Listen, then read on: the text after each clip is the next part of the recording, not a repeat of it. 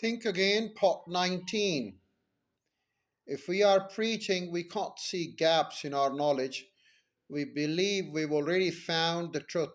Pride breeds conviction rather than doubt, which makes us prosecutors.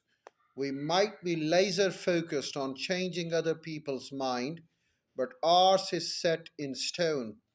That launches us into confirmation bias and desirability bias. We become politicians, ignoring or dismissing what never doesn't win the favor of our constituents, our parents, our bosses, or the high school classmates we're still trying to impress. We become so busy putting on a show that the truth gets relegated to a backstage seat, and the resulting validation can make us arrogant. We fall victim to the fat cat syndrome, resting on our laurels instead of pressure testing our beliefs. In the case of BlackBerry, Mike Lizardis was trapped in overconfidence cycle. Taking pride in his successful invention gave him too much conviction. Nowhere, nowhere was the clearer than his preferences for the keyboard over a touch screen. It was a BlackBerry virtue he loved to preach, and an Apple vice he was quick to prosecute as his company's stock fell. Mike got caught up in confirmation bias and desirability bias and fell victim to validation from fans. It's an iconic product, he said of the BlackBerry in 2011. It's used by the business, it is used by the leaders, it is used by the celebrities. By 2012, the iPhone had captured a quarter of the global smartphone market, but Mike was still resisting the idea of typing on glass. I don't get this, he said at a board meeting, pointing at a phone with a touch screen. The keyboard is one of the reasons they buy Blackberries. Like a politician who campaigned only to his base, he focused on the keyboard taste of millions of existing users, neglecting the appeal of a touchscreen to billions of potential users.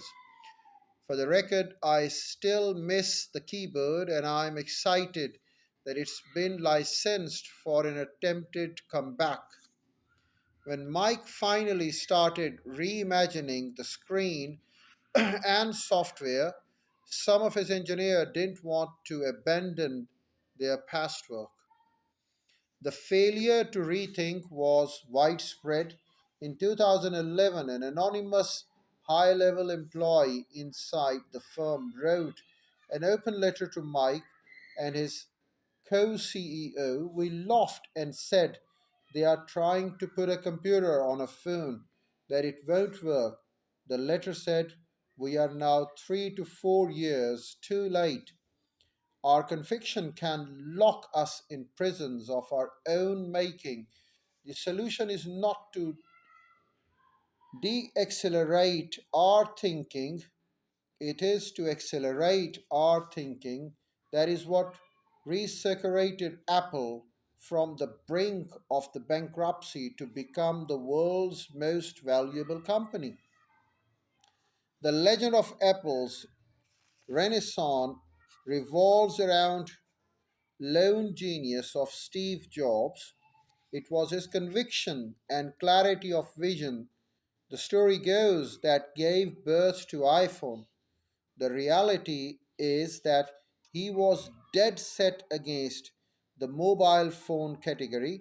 His employees had the vision for it, and it was their ability to change his mind that really revived Apple. Although Jobs knew how to think different, it was his team that did much of the rethinking. The most annoying things people say instead. In 2004, a small group of engineers, designers, and marketeers pitched Jobs on Turing their hit product, the iPod, into a phone.